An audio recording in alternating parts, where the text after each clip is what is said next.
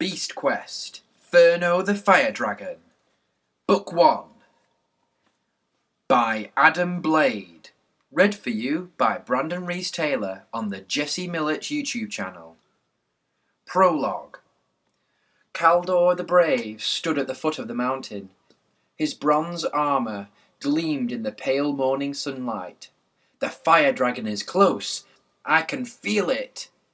The knight pointed his sword up towards the mist at the top of the mountain. For the sake of our kingdom, it must be stopped.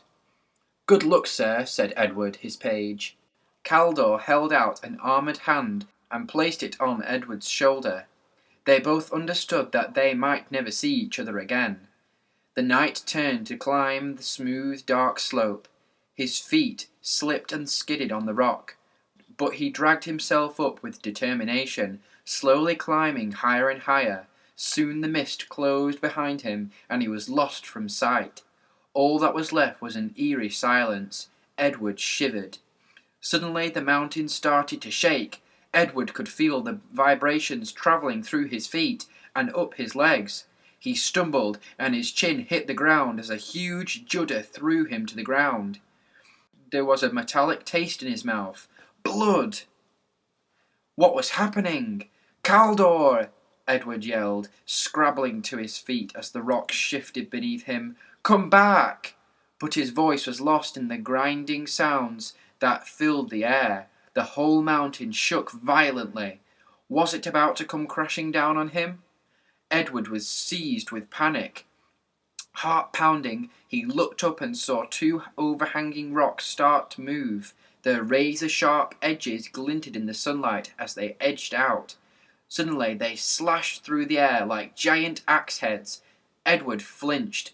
As the mist cleared, he glimpsed Caldor clinging to the side of the mountain. Then something reared up beyond the night, and Edward saw the flash of an eye and the thick scales of leathery skin.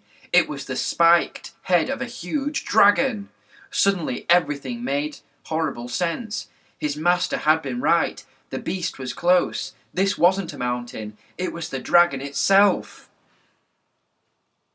Glancing down with a rush of fear, Edward realised that he was standing on the dragon's tail, and that Caldor was holding on to the monster's back, and those two overhanging rocks were the dragon's mighty wings.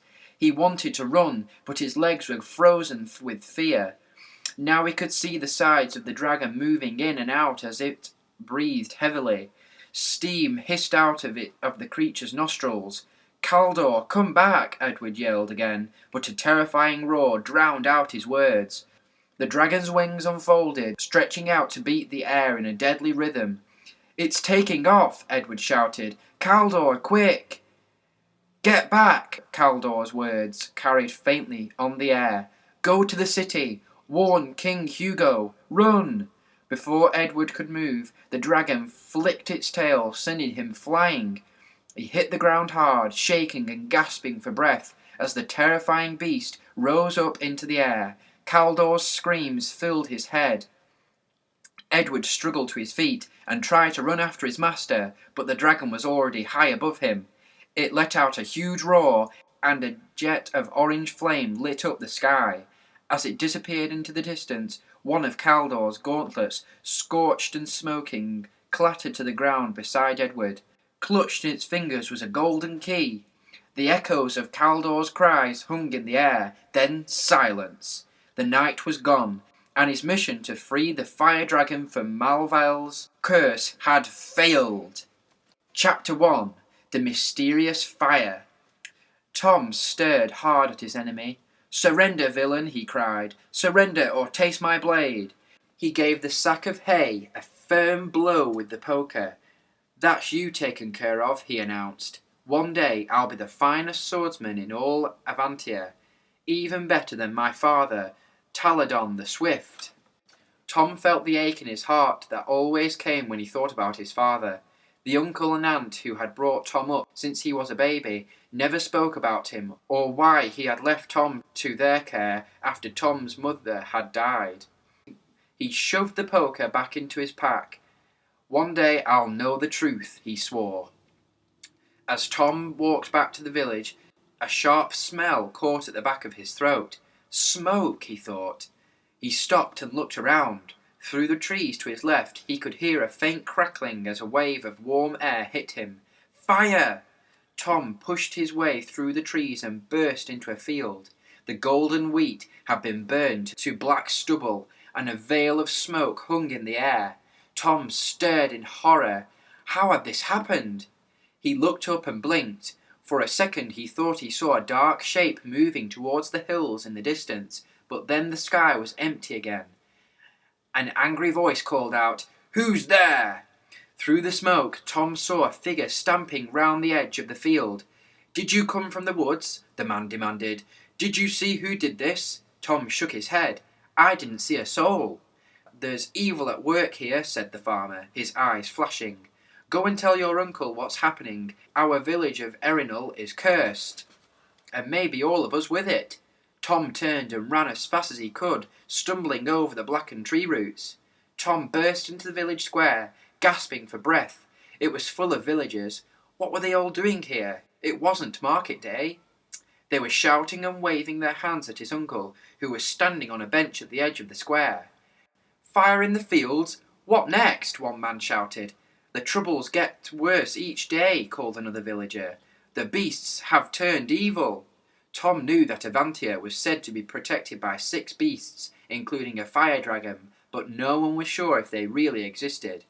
"Have you seen the river?" a woman asked. "It's so low it will soon run out of drinking water."